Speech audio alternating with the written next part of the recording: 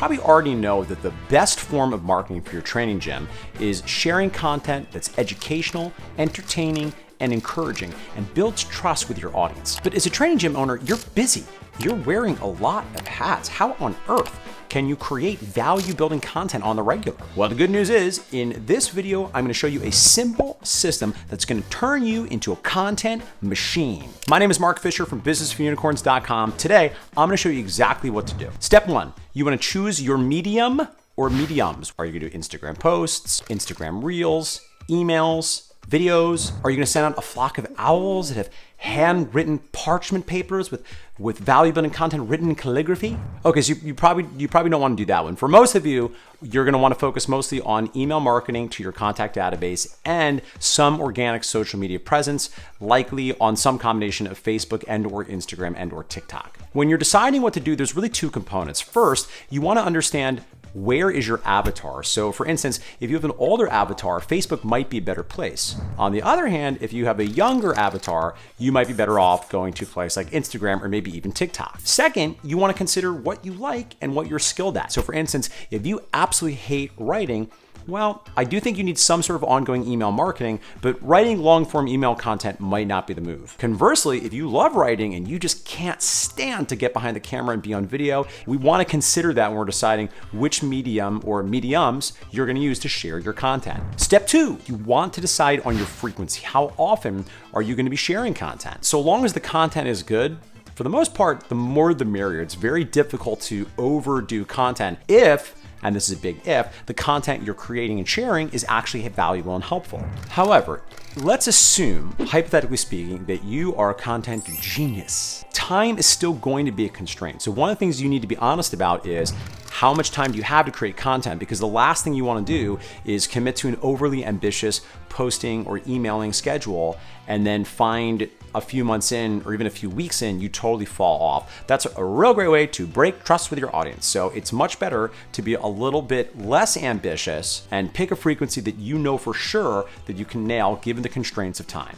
For email marketing, I like at least once per week. I think that's a good sweet spot. If you can get up to 2, 3, 4 times per week, all the merrier, provided you have A, the time, and B, can keep up quality content at that pace. Speaking of email marketing, do you want a really great example? Do you want to steal? Well, if you're not already signed up for the Business for Unicorns email list, head over to gymownerreportcard.com. Not only are you going to get an awesome free report that's going to help you quickly assess the next thing you should be working on in your business, but you'll start getting Business for Unicorns emails, and you'll see how we do it with love letters, missives, words from me and the other B4U coaches. If you're going for a social media platform, I do think in a vacuum, Instagram right now seems to be the one that allows for the best balance of both getting organic reach, but also being able to leverage into results for your brick and mortar training gym. If you're posting over there, I like 3 to 5 posts on the feed per week and 1 to 3 stories per day.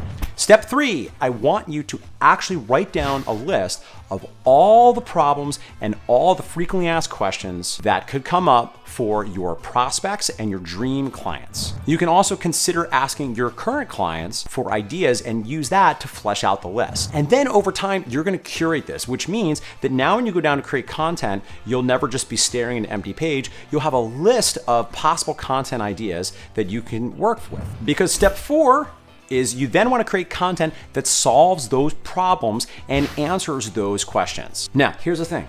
Can I tough love you? Can I give you a little tough love?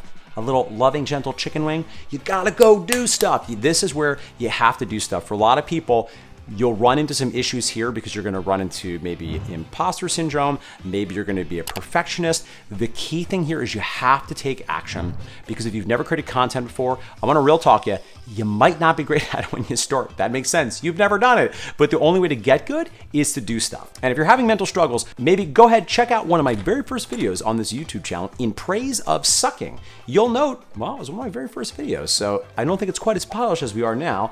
And overall, I think the framework you'll find in that video hopefully will give you some inspiration so you can go take action and start doing the thing. Be willing to fucking suck. And step 5, we always want to have a call to action for next steps when you are sharing your content. So understand, we're leading with a giving hand. You're starting by giving them something that's valuable, but you want to get in the habit of making asks of your audience. And this by no means needs to or should be a high pressure sales pitch. While a soft sell that directs them to the next action to take to work with you in a more substantive way is a great way to go, you can also ask for things like leave a comment, tag a friend, reply back to this email, share this post, or maybe go down to this YouTube video and hit subscribe. Now, a couple final thoughts here. First, can you opt out of making content? Is it possible to run a successful fitness business and not have a content strategy? Honestly, I don't think so. Probably not for the long term. Now, admittedly, if you've got a wicked paid digital strategy and some kind of killer offer going,